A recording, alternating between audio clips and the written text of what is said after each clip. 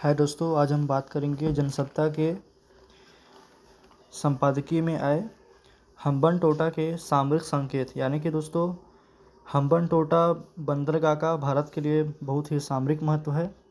आज हम जनसत्ता के एडिटोरियल यानी कि संपादकीय पेज में आए इस संपादकीय आर्टिकल को हम आज डिस्कस करेंगे।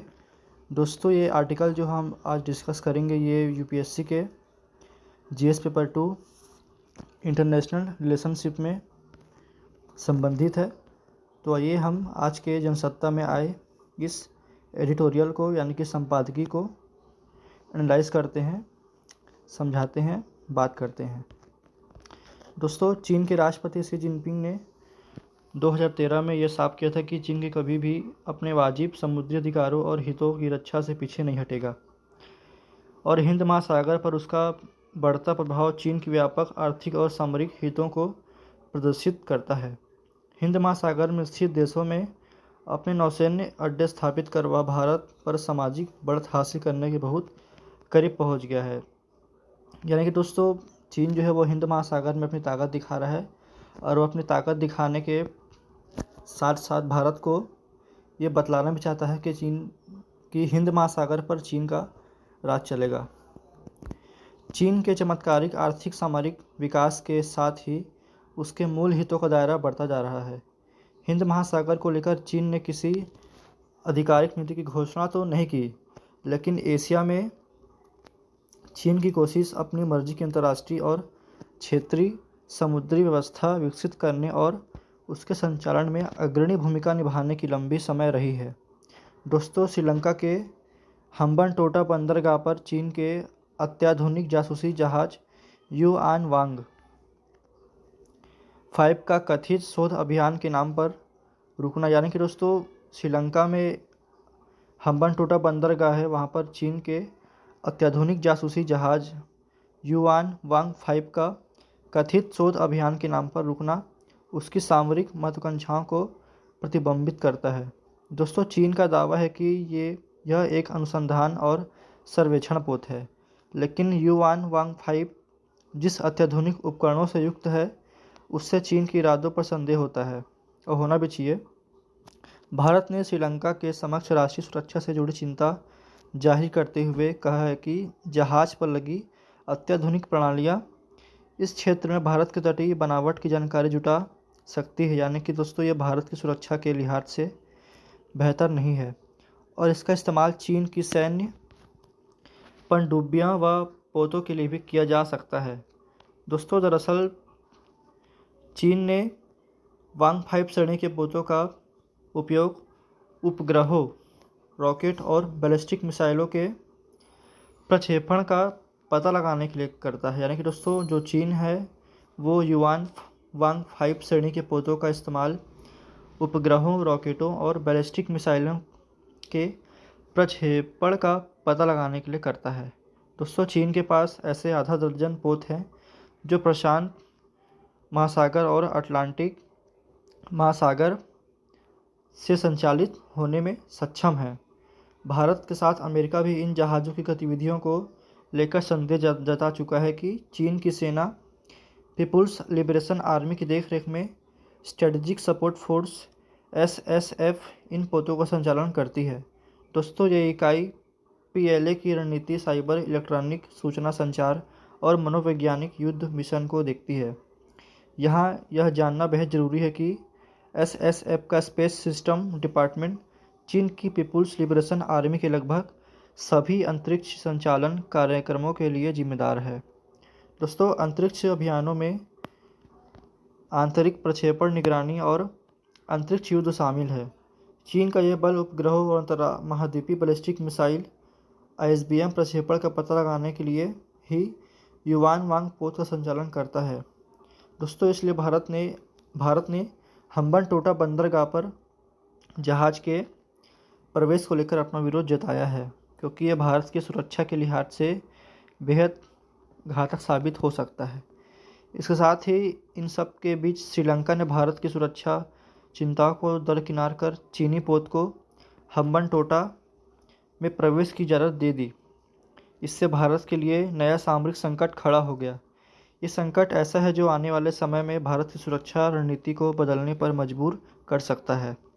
श्रीलंका की सरकार पर चीन का कर्ज करीब $6.5 अरब का है। दोस्तों, मैं आपको बताना चाहूँगा कि श्रीलंका की सरकार पर, यानी कि जो श्रीलंका की गवर्नमेंट है वहाँ की, श्रीलंका की सरकार पर चीन का कर्ज करीब $6.5 अरब है। यानी कि श्रीलंका $6.5 अरब के कर्ज ले रखा है श्रीलंका ने।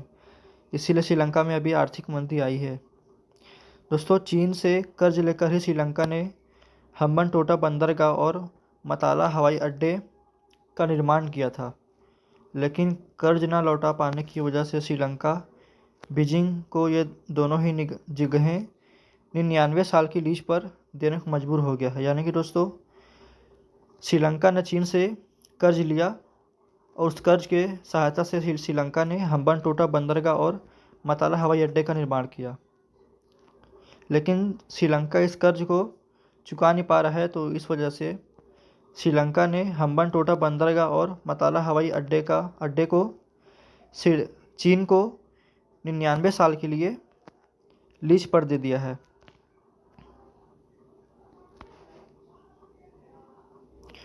इसके साथ ही दोस्तों, जो श्रीलंका चीन के भारी दबाव में भी है और भारत की चिंताओं को समझने के बावजूद चीन के हितों को मानने के अलावा उसके पास कोई चारा भी नहीं है, क्योंकि श्रीलंका ने चीन से कर्ज जो ले रखा है। दोस्तों, चीन की अति महत्वाकांक्षी वन बेल्ट वन रोड परियोजना में हम्बनटोटा के साथ ही दक्षिण एशिया के कई देशों के बंदरगाह शामिल है। दोस्तों, यानी कि जो चीन का एक महत्वाकांक्षी योजना अभी चल रहा है, वन बेल्ट वन रोड परियोजना, ये हम्बनटोटा के साथ ही दक्षिण एशिया के और भी कई देश ऐसे हैं जिनके अंतर्गत ये रोड शामिल है, और इसमें दक्षिण एशिया के और भी बंदरगाह शामिल है। दोस्तों, जाहिर कि अन्य देश भी भविष्य में किसी चीन पोत को अपने यहाँ आने से रोक पाएंगे, इसमें संदेह है। इससे भारत की सामरिक चुनौती और बढ़ गई है, क्योंकि आज चीन ने श्रीलंका को अपने वश में कर लिया है। कल हो सकता है कि शायद वो बांग्लादेश को या अन्य भारतीय उपमहाद्वीप से लगे हुए देशों को भी अपने वश में कर सकता है। दोस्तों, वन बेल्ट वन रोड के सहारे चीन की व्यापक योजनाएं हैं और इसे रोक पाना भारत के लिए बेहद कठिन है, क्योंकि इसमें शायद भारत ही नहीं बल्कि भारत के साथ ही सभी और भी 2-3 देशों को मिलकर ये काम करना होगा, तभी भारत चीन के इस वन बेल्ट वन रोड के इस महत्वाकांक्षी योजना को रोक सकता है। दोस्तों, ये परियोजना व्यापारिक प्रांतों को चटगांव और मोगला बंदरगाहों का इस्तेमाल करने को दे दिया था।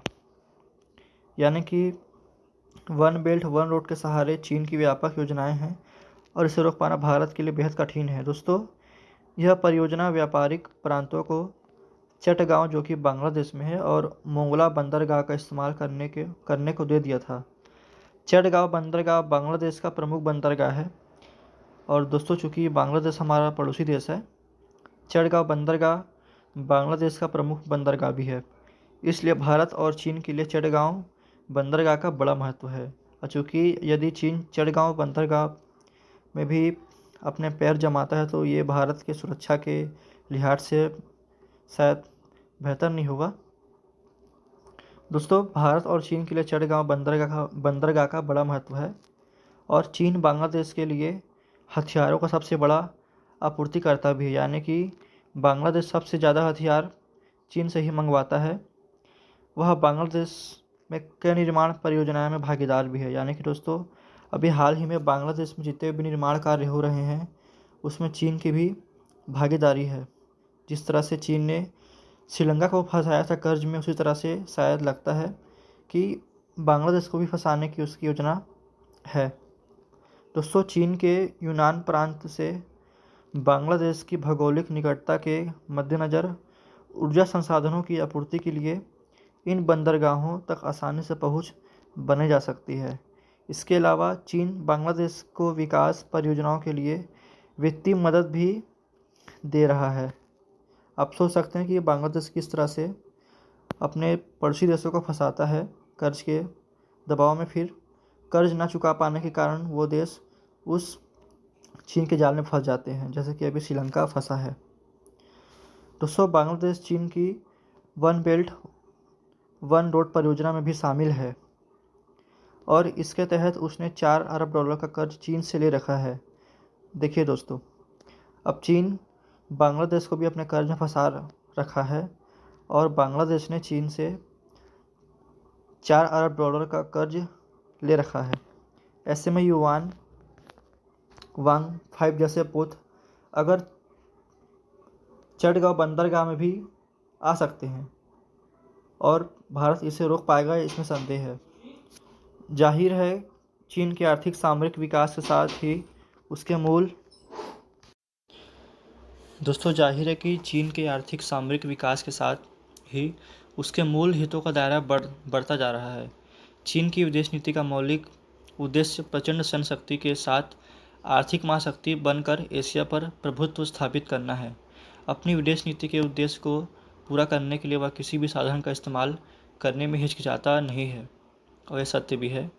इसमें आर्थिक सहायता, सैनिक शक्ति का दबाव, राजनीतिक कार्य, अमेरिकी विरोध, कूटनीति, सैन्य और अधिनायकवादी सत्ताओं का संरक्षण, साथ साथ प्रचारात्मक, मनोवैज्ञानिक, युद्ध और आर्थिक प्रतियोगिता जैसे साधन शामिल हैं। दोस्तों, चीन ने देश के मूल हितों की रक्षा की जिम्मेदारी को बड़ी मजबूती से अपनी सेनाओं के हवाले कर दिया है।